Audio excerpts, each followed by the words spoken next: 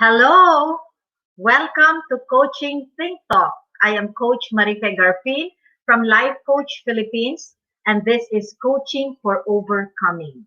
This coaching conversation is for individuals, especially mothers, who are facing challenges in life of all sorts and all forms that is threatening their mental health, yet they are desiring to overcome and come out as the best version of themselves.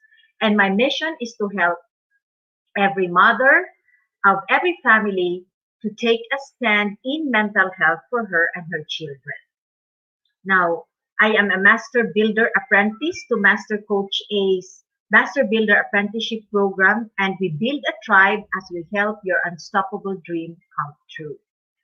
I am also a scholar to Master Coach A Six Steps to a Six-Figure Public Speaking Career Training, and it is also a joy in my part now to be here with you this afternoon. I am also a mother, a wife, and an entrepreneur. And I have been working, my background, I'm a registered nurse and have been working in the hospital for the past 22 years. And I am the owner of the Health and Wellness Coaching Center here in Tacloban City, Leyte. And the center aims to facilitate overcoming of all challenges, ranging from weight loss to weight management, fitness, to gaining clarity of the future, and also mental health challenges. So, good afternoon, everyone. So, thank you for joining me live today. Please leave your digital footprints by letting us know where you're coming from. And please do tag a friend and circulate this video to help us reach more individuals who may need what we will be discussing for this session. You might also give a shout out to people you want to greet. Okay, so sulat po lang kayo dyan sa comments, no? And you may want to greet them and inspire them with the messages. So if you are if you are watching this on a replay, do comment hashtag replay. I am streaming via FB page of Life Coach Philippines and YouTube channel Coach AI Connect. If you are new to our platform, please like, follow, and subscribe. Okay, so magandang hapon po sa ating lahat. Okay, so this afternoon, I'm gonna be discussing with you and speaking my thoughts, no, on overcoming frustrations. So what happens when moms gets frustrated? So if you have your friends, your mga mom friends ninyo, please do invite them in because this session may be able to help them. Okay, so I am also, by the way, if you look at the slides now, I am the founder and creator of my nth attempt in motherhood. This is a coaching community for mothers who desires to continuously attempt to become the mother who desire themselves to be and a mother whom God created them to be. So if you are a mom and you want support and you want to be able to uh, learn more about motherhood and how you're going to be empowered, you want some empowerment, do hop in inside my nth attempt in motherhood.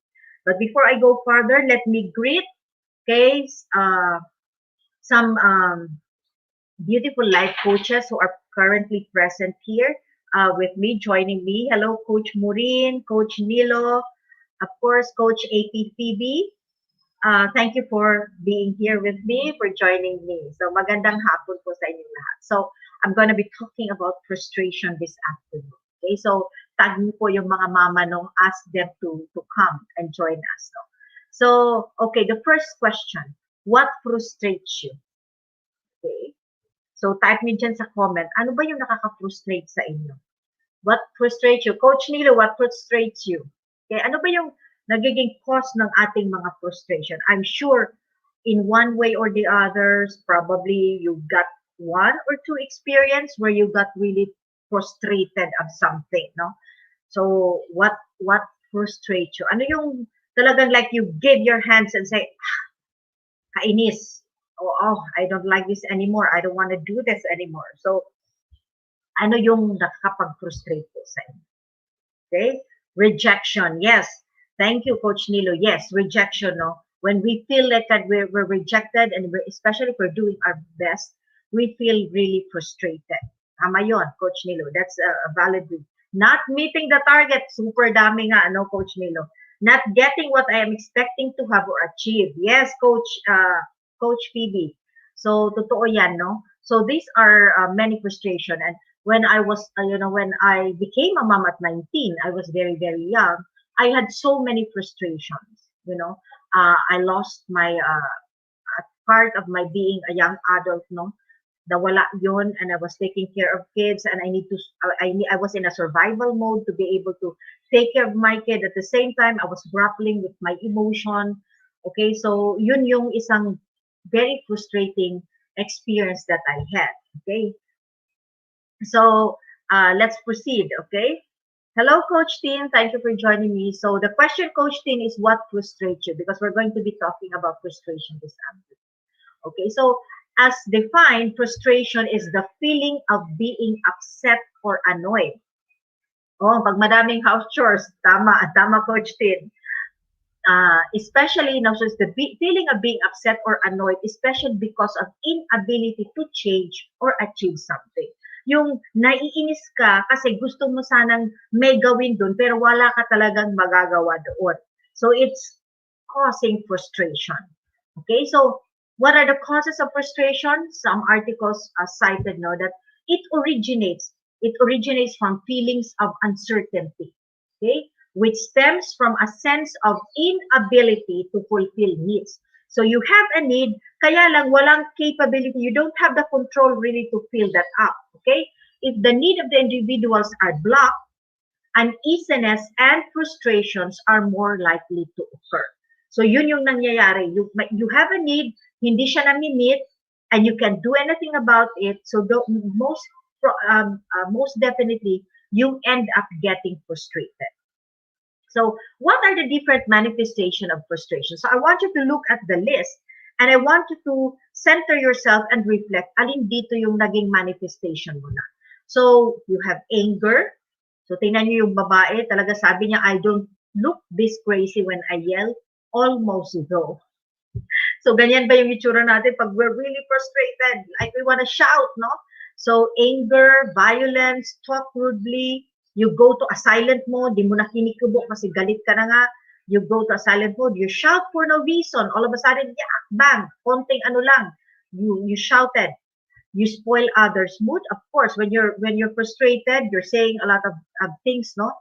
Ang nangyayari, pati yung iba na nakarinig sa'yo, they feel bad also. Yung mood din nila na affected.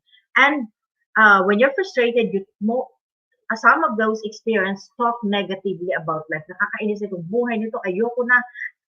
Marami ng mga, foul things that comes out of the mouth. And looking at the list, no, sabi ko sarili ko, pinagdaanan ko lahat to. All these things na manifestation of frustration. Being a child mom, you're grappling with so much of the emotions. So this happened to me little by little until such time when I learned really that it will not amount to any good if ever I go into this principle. Okay? So there are also positive ways that frustration can affect people. So for other people, when they're frustrated, they look for solutions. They work hard. So talagang ginagawa nila trabaho because they are frustrated. They talk to people. They stay positive on the outcome. But according to the article, there are very few people who uses these positive ways as a manifestation when they're frustrated. But if you compare the positive ways and the previous one, which do you believe will you end up being productive? Okay, so meron pala siyang positive ways which you can consider. So what are the type of frustrations? So there are personal frustrations, which you call when you start from, it happens when you start from expectation from other people. When you kind of expected something from the person, tapos hindi niya na-meet, so you get frustrated. So, like inisip mo yung kaibigan mo, nag-expect ka na sana i-greet ka niya nung birthday mo, but it did not happen, nakalimutan niya. And so you got frustrated with it. Or a friend told you na lalabas tayo next Saturday but nakalimutan niya and you were there, nakadamit ka na, okay? So expectation, failed expectation from other people.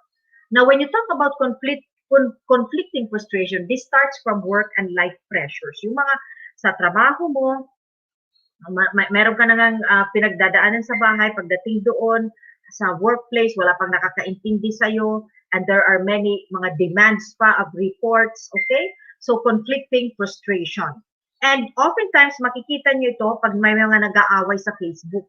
Di ba sa Facebook, merong isang comment lang, tapos sunod-sunod na, nag-aaway na doon, they're ranting, and they're, konti lang yan, like what's the best probably, lalo na nung malapit yung election, no? Like ito yung pre-nomote ng isang tao, tapos there's another one who will comment, and then nag-away na sila dun sa Facebook.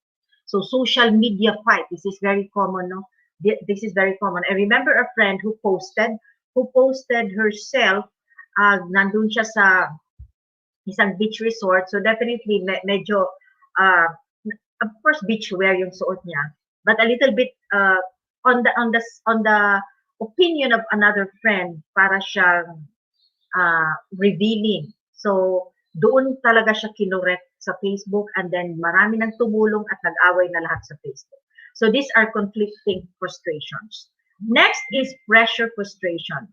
So, at work, supposed to be we are motivated. We do a lot of things. We work, no, we're motivated to do it. But there are times when that pressure is negative. It does not motivate you. In fact, it discourage you, and it makes you feel like parang mabigat na yung pakiramdam mo, di ba, doon sa tinatrabaho mo. Plus the workload, so it's called the pressure frustration. Another is environmental frustration. These are the negative ecology. These are people around you, no, na whatever you do, they're not pleased. Whatever they do, they're going to be a comment. Or maybe you're just in a place or an environment wherein they don't say anything about you, but maraming away, maraming discussion, maraming bangayan. So it's really an environmental frustration. So alin dito yung most likely na experience na ninyo? Did you get personal frustration? You have conflicting frustration, pressure frustration, negative, and environmental frustration. So, apat ito na frustration. Now, let's take a look at mothers. Let's take a look at mothers. Ano yung root of mom's frustrations? Ano yung mga frustrations na nararamdaman ng nanay? So, we have to remember that when a mom is a caregiver, a mom is taking care of the child, the mom has really to be very centered. The mom has really to be able to handle the emotion, whatever it may be, frustration, judgment, kahit anong emotion, marunong sana mag-handle yung nanay para hindi kasi niya masishare sa anak yung overflow. So what are the root of mom's frustrations that each and every mother needs to be aware para you can you just have to catch yourself when you're about to go into it. So una is parenting standard and expectation that have risen. So marami na ngayon yung tumataas ang standard on becoming a mother or on motherhood because you see that in social media. You see it in people, ito yung ginagawa, ito yung mga articles na nababasa mo. And so you feel like pag hindi mo siya na-meet, you have that frustration in you. Next is motherhood takes a lot of time. So sabi ko, I believe I discussed it that stay-at-home mom can do a work output of 2.5 jobs. So it takes a lot of time. And so doon ka talaga sa pag-care, the chores, taking care of the kids, and you don't have anymore an avenue to develop your whole self. So lalo na kung maliliit pa yung mga anak mo, you can't focus on yourself, di ba? Mauuna yung mga bata. So you hindi ka na makalabas, you can talk to your friends, you can't even read. Kasi pag magbasa kayo, anak mo kukunin yung libro or they'll just call your attention. So motherhood takes a lot of time and they're unable to develop their whole self because there's no room for it. Next is unrealistic images of motherhood. Hi, Coach Blazy. Thank you for joining me. So, unrealistic images of motherhood. Kasi nga nakita nila, yung nanay, ganito talaga yung itsura. Ito dapat, ganito yung itsura ng nanay. This is how the mother talk, this is how mother speak. Ito yung mga anak ng nanay. So, there is an image that you're seeing. So, you're kind of frustrated because hindi mo yun nakukuha. Of course, Next is instinct are minimized. What do you mean by instinct are minimized? Noong unang panahon, pag nanay ka, you have that very strong gut feel. No? When you look at your child, when you know if there's something wrong, you're easily able to anticipate. Pero nowadays, because we know so much, we can look always at Google, okay? We can look somewhere, and people have, are knowledgeable and they have their opinions. Kaya sinasabi nila yan sa iyo. Kaya yung motherhood instinct mo nami-minimize, hindi siya lumalabas. But you have to remember, no, that mothers are actually created with such an instinct. Kung titingnan nyo yung mga hayop, no, the hens and all these things, they have that instinct in them to protect their young. And that is very also true with humans. We have that. Kaya lang, nawawala siya because na-minimize siya. We kind of not is unable to use it. Kasi pag may sakit, puta ka agad tayo dun sa Google, doon ano kaagad tayo doon, no? Nagre-research kaagad tayo. So, nandun yung instinct mo na minimize. Okay, next is past generation shadow. We still have the past generation shadow, how they were doing things. Our mom, lahat yan nakahilera, lahat yan ginagawa nila for their kids. So, we have that, the past generation shadow. Bakit yung nanay ko ganun? Bakit yan hindi na ganito? Okay, why was my mom able to do what they are doing before? Why were the mothers able? Wala na nga silang Facebook, wala social media, yet they were very effective. So meron tayong past shadow where we can compare ourselves. That's why we get frustrated. Next is we know more. We know more nowadays. Nung unang panahon, di ba, wala naman silang mga Google, wala and all those things. So they kind of think, they kind of observe their kids, okay? And with that, they come up with possible steps. Ngayon sa atin, because alam na natin, we have preconceived already because we have knowledge already. So, nangyayari, may pressure ka kasi kailangan mo i-meet yun. Kailangan, because you know already, you're anticipating because you know more. So, we do more. When you know more, we do more. That's the instinct. That's what we really give in. No? We really answer to that knowledge that we have. Kaya may frustration ka kung hindi mo yun nagagawa kasi alam mo. Then, of course, many now are experiencing that there is no tribe to support them. For mothers, once you're frustrated, sabihin mo sa ibang nanay, they are afraid because they might be judged by another mom. Sabi, ay, naku, kaya mo yan. You know that, kayang-kaya mo yan.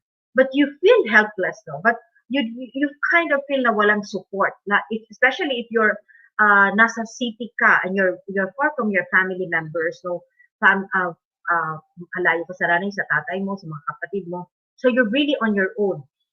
And when you feel frustrated, you're seeing other mothers na maganda naman sila, they're carry on eh. So ikaw parang, oh my gosh, it's me, it's really me. So you get frustrated. So no tribe to support. Then postpartum care is limited. Of course, when you're in the city, after mo mga anak, malayo yung pamilya mo, hindi ka nabibigyan ng paano ba paliguan yung baby, paano ba ito, pag nag-teething, ano gagawin mo. So you are truly on your own. So postpartum care, like they're expecting you na pagkatapos mong mga anak, you're up and about. Because a lot of mothers will say, naku, ako tatong araw lang naman ako sa hospital, I really was able to do these things.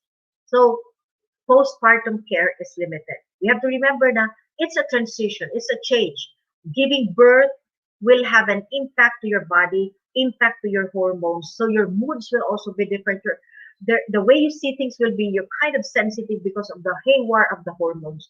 Tapos walang postpartum care. So walang tumutulong sa'yo.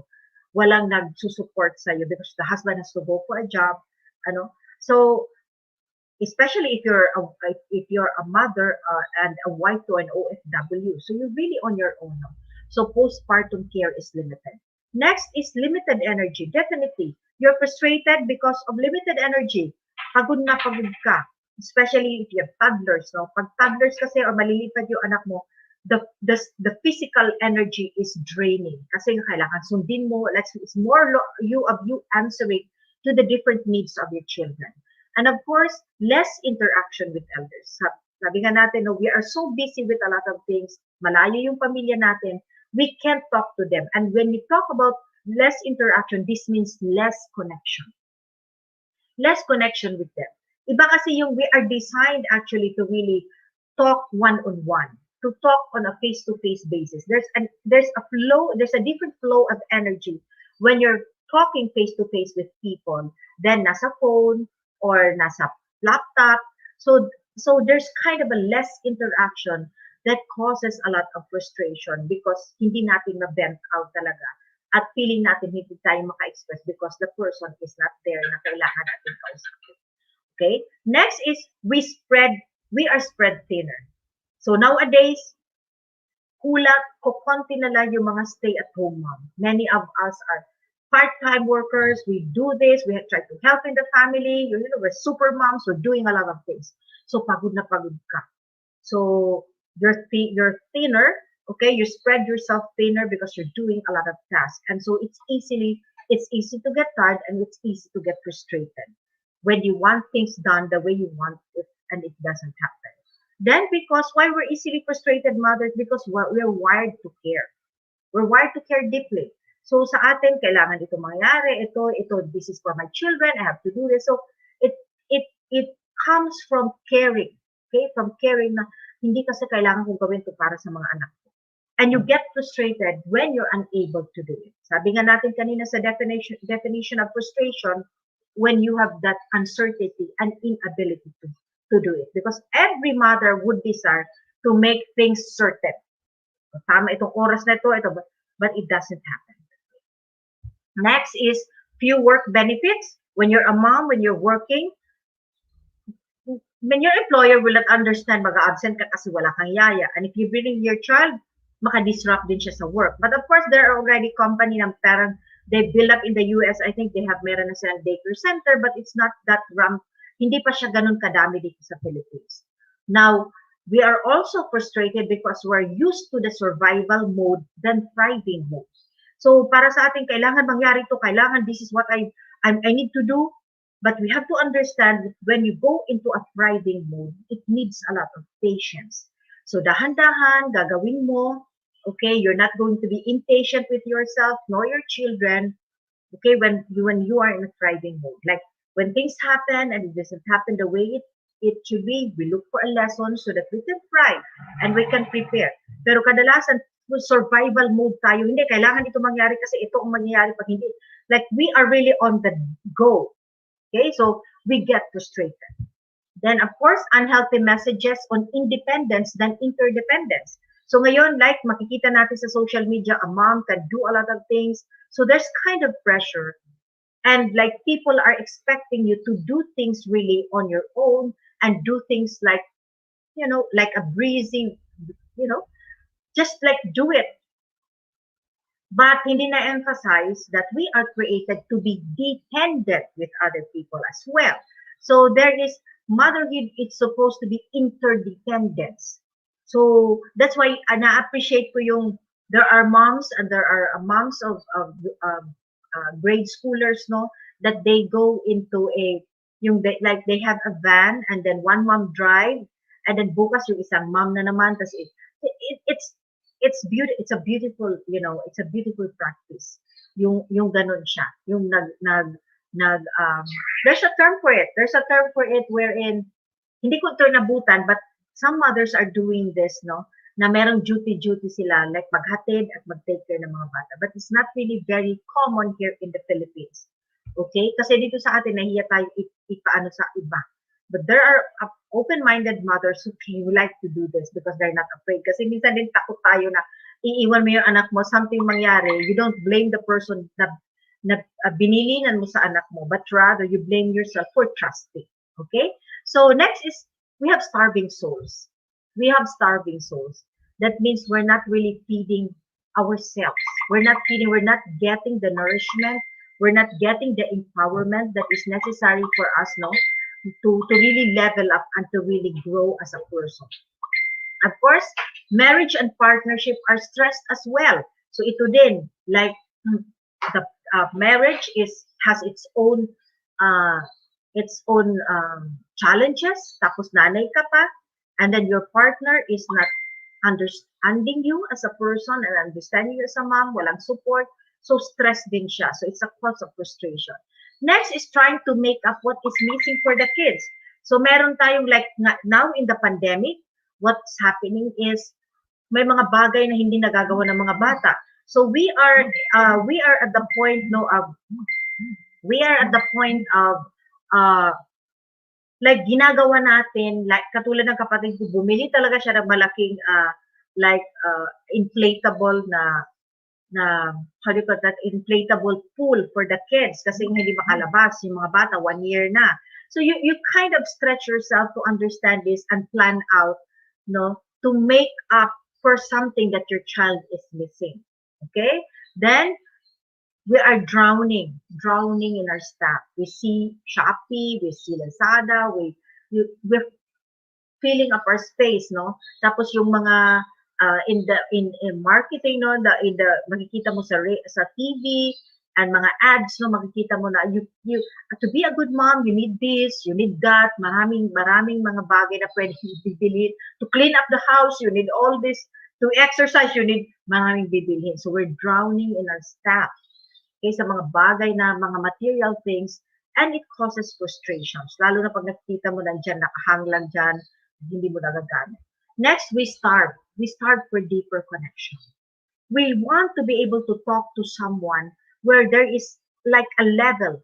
Yung mindset, there's an exchange. So if you're a stay-at-home mom, you're not talking to anyone, you're just simply taking care of the kids, you can't even read a book, you can't even watch the news, you have no one. So you will be looking. Okay, there will be that need na mag-crop up yang na need yan for deeper connection because that's why we encourage couples, we encourage husband and wife to really date. I-date yung mga wife nila, especially stay-at-home mom, so that they can sit down and they can just release and have that meaningful conversation, which is needed by everyone. Na overlook some others because they're taking care of the kids. And of course, we resist aging. Marami, no? Marami sa TV, no? Like, how to look, nakikita mo yung moms, mga pabata yung mga nanay. And here you are, you look at yourself, you're taking care of your kids, and hindi ka na makadamit na maayos, you can even fix yourself, hindi mo nga malagay yung kilay mo. And, aging is really like, everybody seems makikita mo, hindi naman tumatanda, tapos here you are. And then you can't accept that. So we resist aging, and that's one of the frustration. Because to age is to really accept the fact that there are things that you can't do. And oftentimes na gusto natin gawin, pero hindi na natin talaga pwedeng gawin. So I was asking my husband earlier kanina, are you feeling that I'm aging? I'm getting older. Because, minsan ang brain natin is very sharp pa rin, pero mararamdaman mo rin sa katawan mo that you're aging. And these are root causes of mom's frustration. So if you're a mother and if you're watching this one, you can look at the different roots of your frustration so that you will know na ito pala yung nag-trigger sa akin. So that you will be able to catch, as I said, catch yourself when you're about to go into this mode. Okay? So what are the 10 steps to get you out of frustration? Paano nga ba lumabas doon sa feeling na yun, no? Because we have to understand, especially if you're a mom with small kids, when you're so deeply frustrated and you're unable to settle that, lalabas po siya sa mga anak mo. So even if you love your child, there will be times makakasigaw ka. There will be times wherein makapalo mo talaga sila, not for correction, but magiging because you want to let the steam out. And this will cause a lot of damage in your kids. This will cause a lot of pain in your kids, and it will pain you as well because you will regret the action. Sabi nga kanina nga, di ba, the different manifestation can happen. Anger, shouting, not talking to people. And this is something that we need really to make sure that it will not, we will be able to minimize this as much as possible for the sake of our kids. Okay, so the first step is breathe to calm down. When you're about to be frustrated, sinabi mo sa anak mo, ayusin yung mga toys. Sinabi mo sa anak mo, this is what you're going to do. Tapos hindi nila ginawa yon. So breathe to calm down. Breathe to calm down. Some people should calm down, take a deep breath, and hold it for 20 minutes. I believe tinuruan tayo di master coaching. Mag-deep breath, no? And you hold it. Bakit tinuhold ng 20 minutes? So that the oxygen will kind of flow in your body and into your brain. Okay? Para makahinga din sila. Okay? So breathe to calm down. When you're about to say something, you're on the tip, of really in your frustration, lalabas siya, magmamanifest na siya, You're about to shout. You're about to really let go. Yes, Coach Phoebe, no, kalma lang. Breathe in to calm down. That's why we admire men. Di ba yung mga lalaki, when they're angry, lumalabas, lumalayo. Okay, so there's a wisdom to that. Kasi nga baka you blurt out something that you will regret later. Next is clear your mind. Clear your mind. So clear your mind of the things that are out of your control in order to focus on and act upon your goals of the day. Okay? So this is from the positive attitude by John L. Mason. So clear your mind. Okay. Uh, it has really to be intentional. That's why I am personally discussing this with you. This is an experience of mine, no? Yung mga sinabi ko kanina about frustration.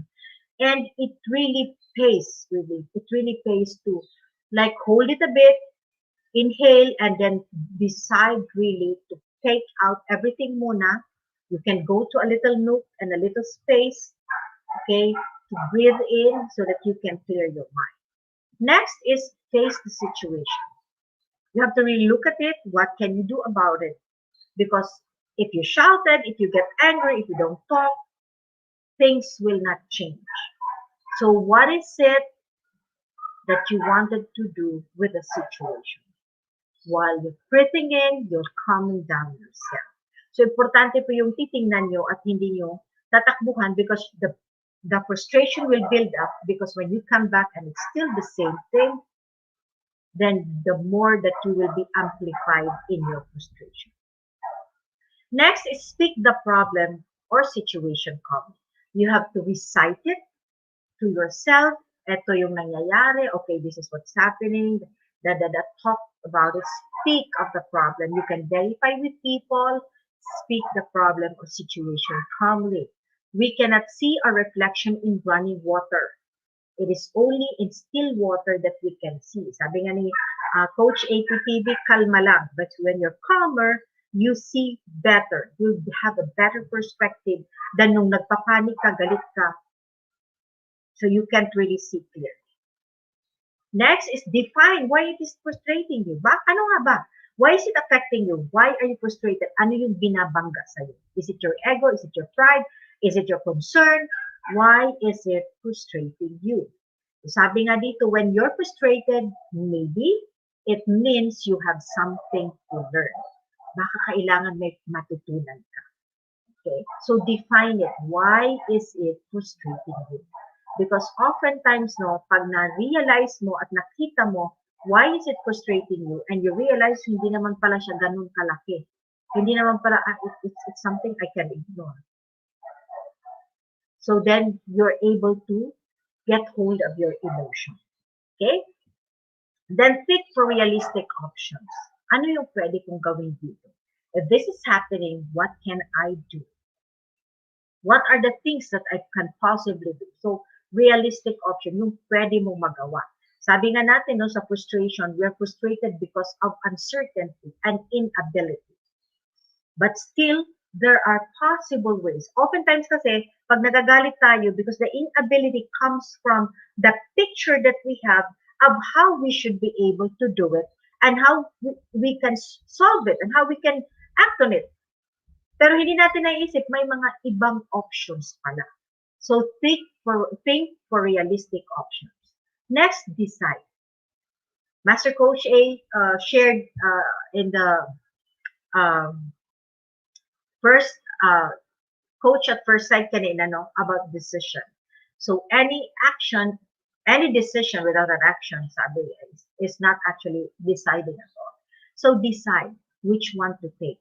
You have the options. Look at the different options of what you're going to do, and then you make a decision. And the next, act. Act. Sabi nga, without an action, a decision is not a decision at all. So according to Cora May White Harris, the bravest thing you can do when you are not brave is to profess courage and act accordingly. So kapag alam mo, itong gagawin ko. You know, acting from your perception and from your option may possibly not bring you to what you truly desire, but at least you have tried and you have learned the lessons. Okay? So, meron kang na-experience na bago. Okay? So, act. And of course, have yourself a partner in God. Have yourself a partner in God. No, the only certain in this life is God. Everything in our life is uncertain.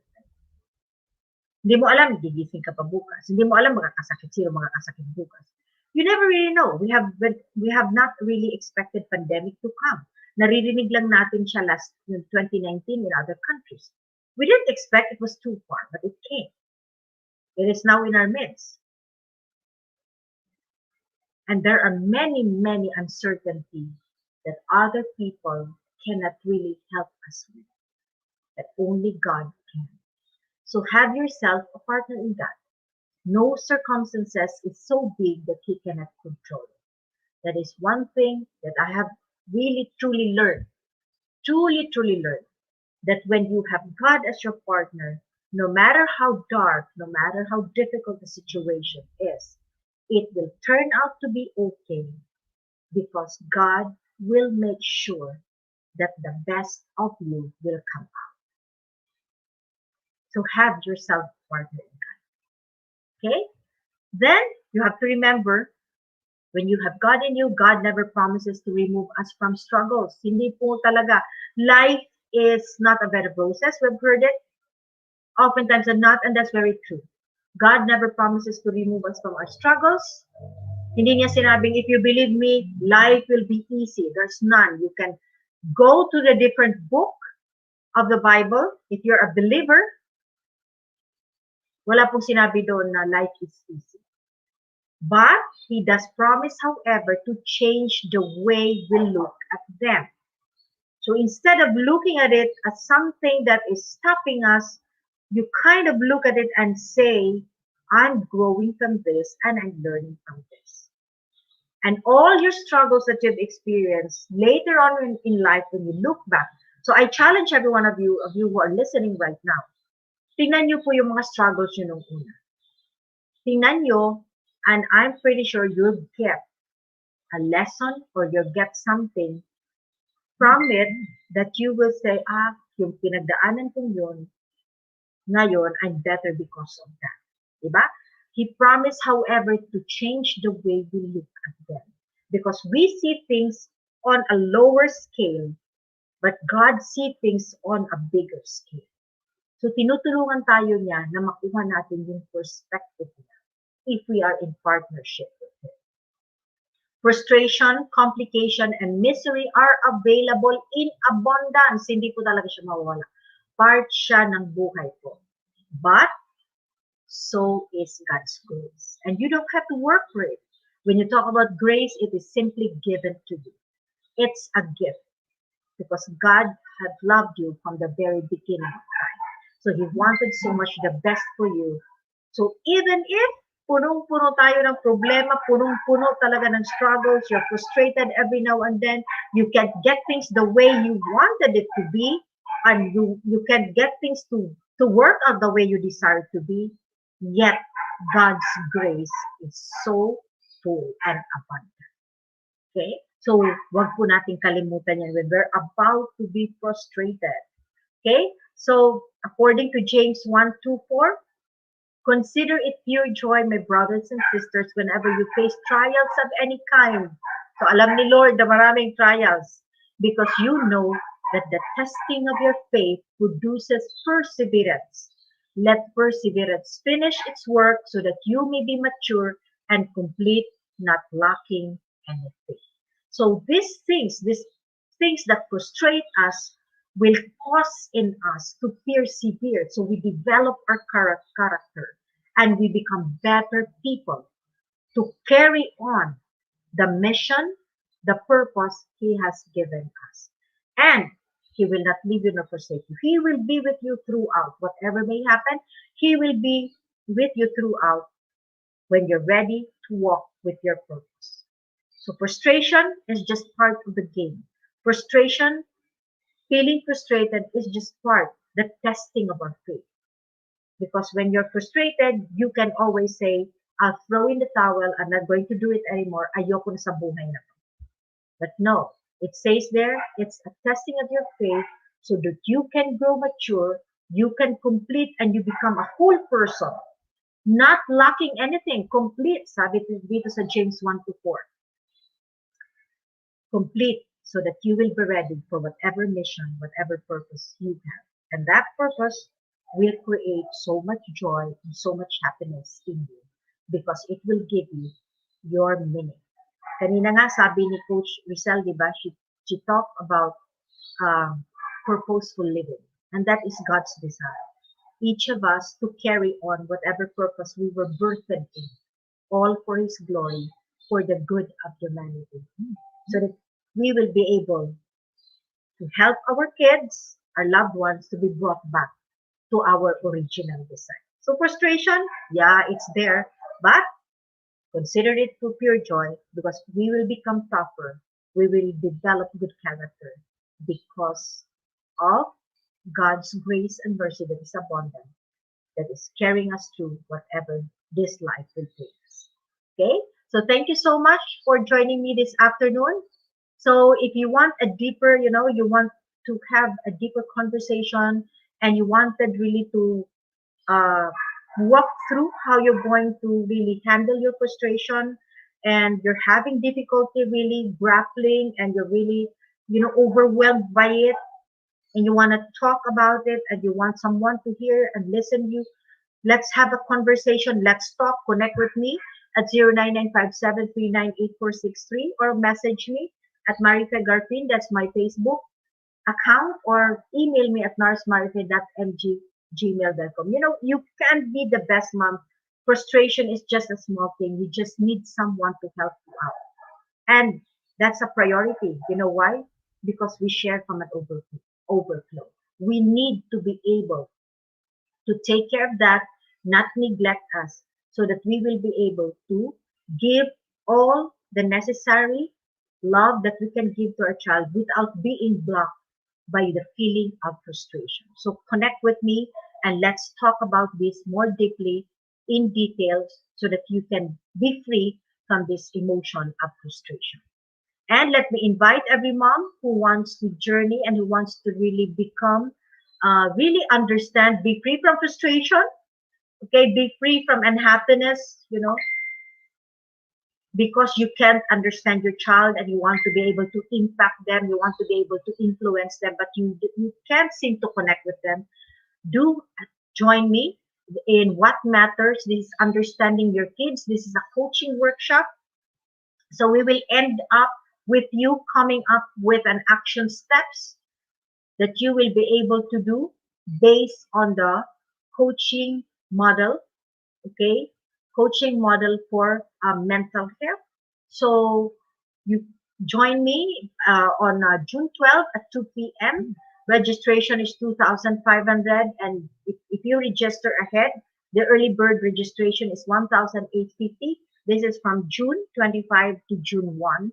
After that, babalik po siya sa regular registration of 2,500.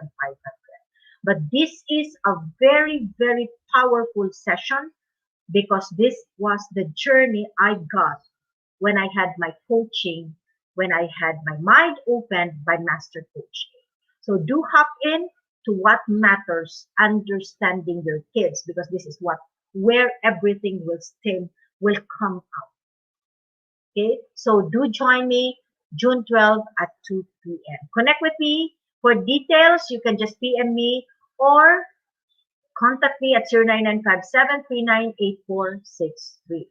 And before I end this conversation, okay, let me invite you to be part of what we're doing as an organization of professional certified life coaches.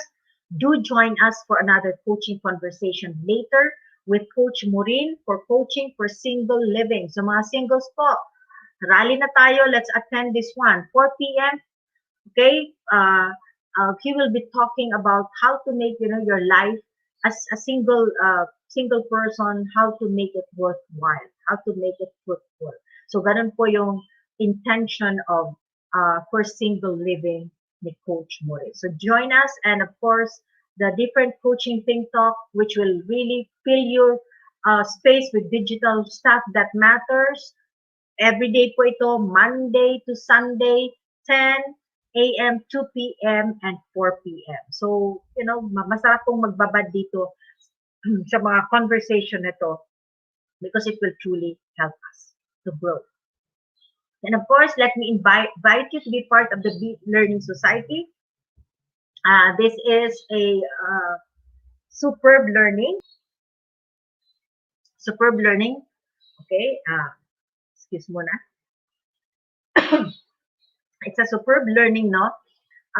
Master Coaching will be talking about mental models, and you get to understand why you act this way, why you think this way. So this is so exciting. So be part of the Be Learning Society. B is for brain. So we're going to be learning about the different way the brain reacts with the um, uh, mental models.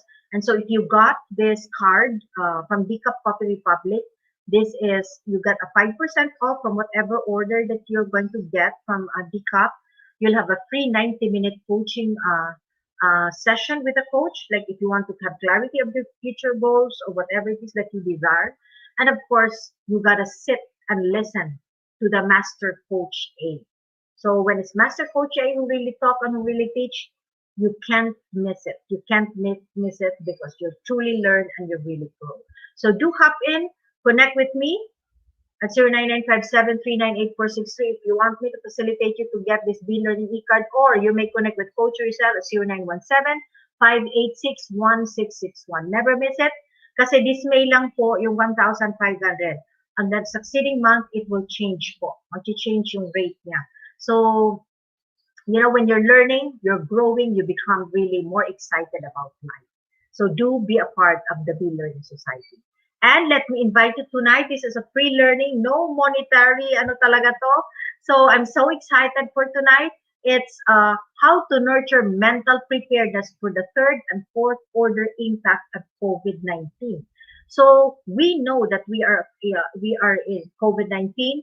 And there has been a lot of news that the next pandemic will be mental health because our connectedness, our connection has been affected because of the quarantine, because we can't be infected by COVID and the viruses. Matagal na po, more than a year na. And we do not know when we can really truly have yung buhay natin noon. So it's a challenge to our mental health. So register to this session tonight, okay, at 7 p.m. So if you're interested and you're able to catch this and you're watching this on a replay, connect with me so that I can give you the link so that you can register. Or you can connect with any coaches. Nandyan sa hello, Master Coach Jasmine, Coach Cherry. You connect with the coaches in the comment section, or if you knew any one of them, connect with them or connect with Coach Rizal. 0917-586-1661. Connect with her so that you can register. This is so exciting because we will be prepared. And with mothers, we get frustrated because of uncertainty. Dito bibigyan tayo ng a little bit, bibigyan tayo ng glimpse of what may happen so we can prepare and we can have a little bit of certainty, of how we're going to respond to the third and fourth order of the impact of COVID-19. So attend. This is an exciting learning tonight.